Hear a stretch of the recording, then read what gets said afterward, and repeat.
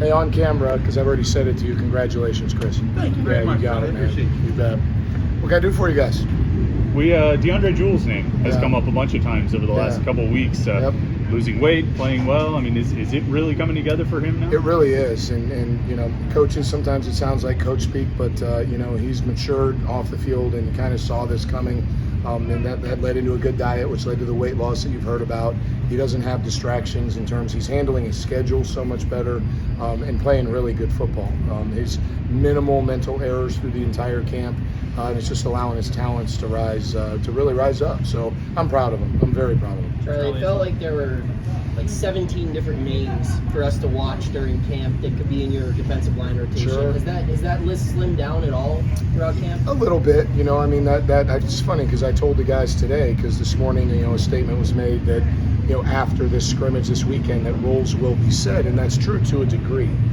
It's always evolving in college, right? And you just say at the NFL, there's guys that are in the developmental phase after this scrimmage that could pop right up into the rotation, and vice versa. But you're starting to see a narrow down. I'll have a better idea of it after this scrimmage come Saturday. Is it as much what DeAndre is like, getting to know those details?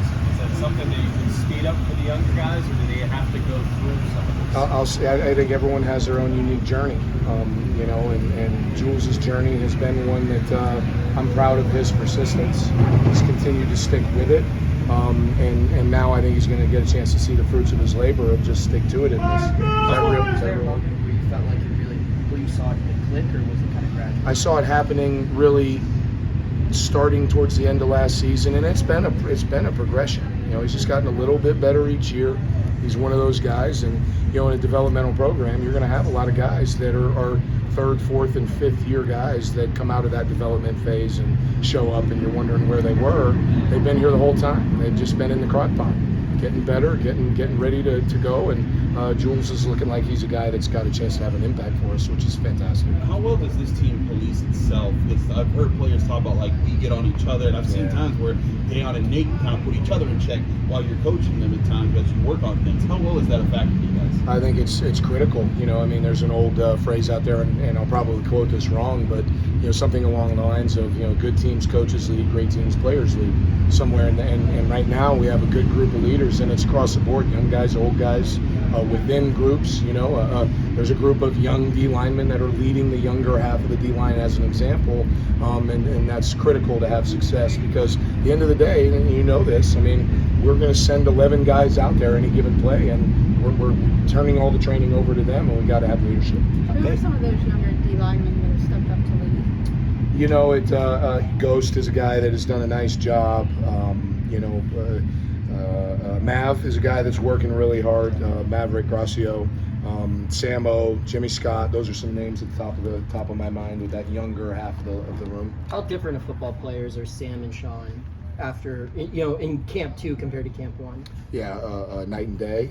You know, both of them were guys that we were excited about last year, and like most DNs, Sam loves pass rush. He's learned to love and appreciate stopping the run, which is the admission ticket to the other.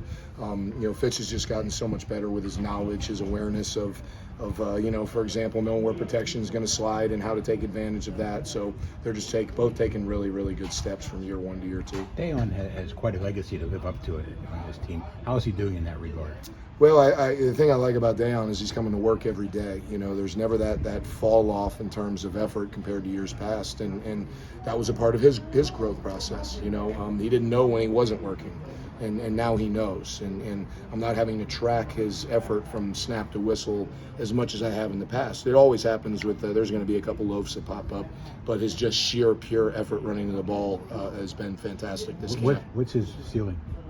Yeah, it's hard to predict, man. You know what I mean? There's been a lot of players that went way beyond what I could have anticipated, so I don't know where the ceiling is with him. We'll find out.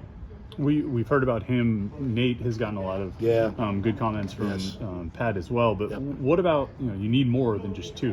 Who else is emerging there at the end? Well, you know, as you look at it, Bam has had a really nice camp. Forgive me for looking down, but I want to make sure I don't miss anybody. Nakai is starting to turn the corner. Samo, Jimmy Scott, those 6 guys are all fighting for playing time. You know, the first couple that you mentioned, plus those additional 4, those guys are doing a good job of competing with each other. And, you know, I think you guys know how I work. I could have 2 to 3 starters right? You can have a starter that maybe doesn't take the first rep, but he gets starter level reps, and you're gonna have 2 to 3 guys that rotate. So I'm glad that I have 6 guys that are really starting to play good football. And I think that half of the room, the DN room, I think is a group that you're going to see evolve through the course of the year. And I'm excited to see where it goes as the season continues. Charlie, same question for the inside. Yep. Who are some of the Outside the 6-year guys, because you kind of know what those guys are. Well, you talk about Jules, and I think he's the guy that certainly has completely jumped out. Fitz is going to play. Fitz is playing this year, and Elliott is still cooking. He's still coming along. But those 3 guys are the next 3 after the 6-year guys. And Ghost has shown that he can do some things. You know what I mean? He's got really good twitch. He got great pass rush instincts. He's just got to continue to develop his body and be in a good position against the run. What does David Green mean to this football team? A ton. He's got tremendous leadership, tremendous character. You know what he's going to be every single day. And coaches and teammates, whether they even realize it, love a consistent guy.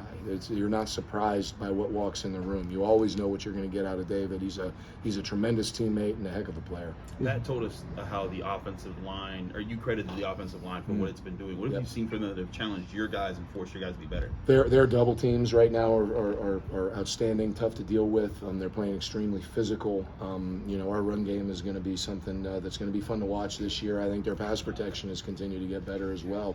And they're just their pride and their unity. You can feel it right now. The competition in that room, I think, is making they got a bigger group. I think they can help on game day, and they look really good right now. Sounds like depth is not going to be an issue this year. Hope not. You know what I mean? You never know when you get a string of unfortunate incidents, but I think we feel pretty good where we are right now here in late August. You've coached here a long time, the first time and now the second time. There's a real possibility this year if you have Dayon, Devin, David, and Nakai, you could have 4 Western PA kids on the defense. I was trying to think, has there been another line that has been all local kids that you remember? Not that I remember. I'd have to go back and look, but I don't think so, because I think back to the year with you had Romeus in there and Jabal Sheard. I don't, not that I know of, but I think it's great. I mean, I think it's a testament to the high school coaches here in Western Pennsylvania and the great job they're doing developing D linemen. There's been quite a few to recruit here the last 5-6 years. So tip my hat to the high school coaches here in the area. Thank you, Charlie.